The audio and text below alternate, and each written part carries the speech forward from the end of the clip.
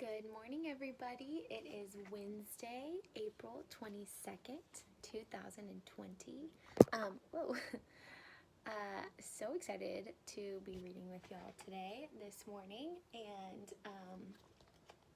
guess what? We've got another No David book. So we're going to see if he has gotten better at listening to his parents and following directions, or if he still has a little trouble with that at school.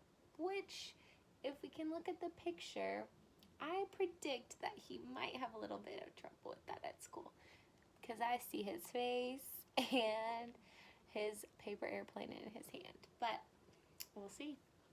It is called, the title is David Goes to School. The author is David Shannon. So, I wonder if the author, David Shannon, was really writing about his adventures as a kid in school. David Goes to School? I don't know. That's a good thought. We'll see. Here we go. David Goes to School. Uh-oh.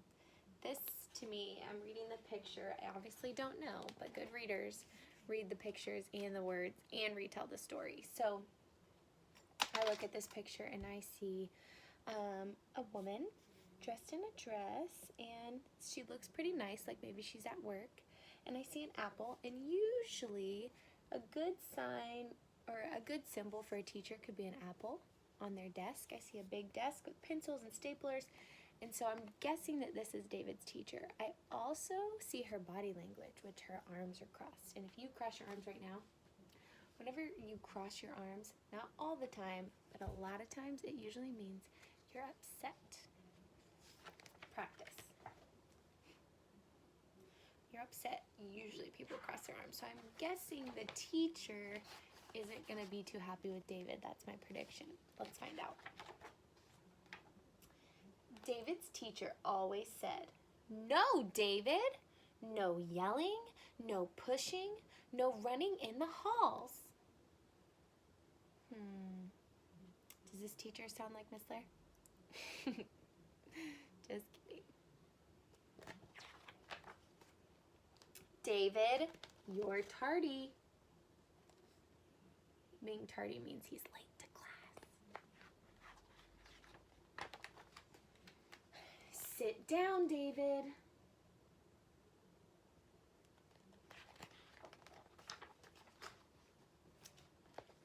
Don't chew gum in class.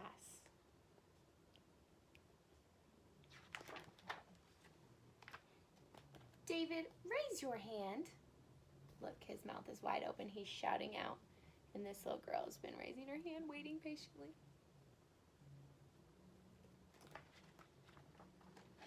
Keep your hands to yourself. Uh-oh, he's got the paint. He's trying to touch her hair with it.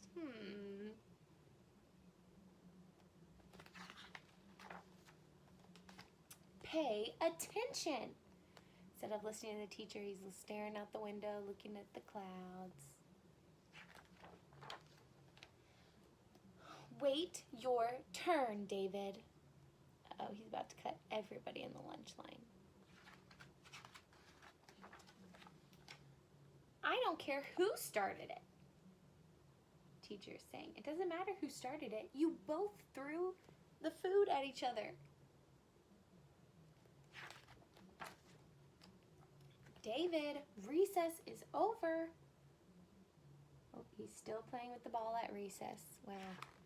When I bet the teacher blew the whistle 3 times, just like Miss Lair does. Shh.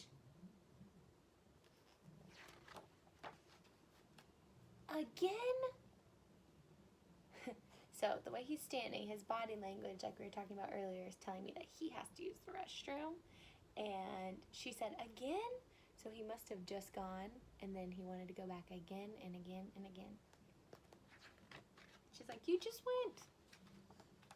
That's it, mister. You're staying after school. He's writing on his desk. You know, Miss Lair always talks about how it's our classroom and we take care of it. Look at that. He's staying after school. That was what he had to do because he didn't follow directions. I guess he had to stay after school. David, have you finished? He had to stay after school and clean the desk off. Look, he's excited. He finally finished.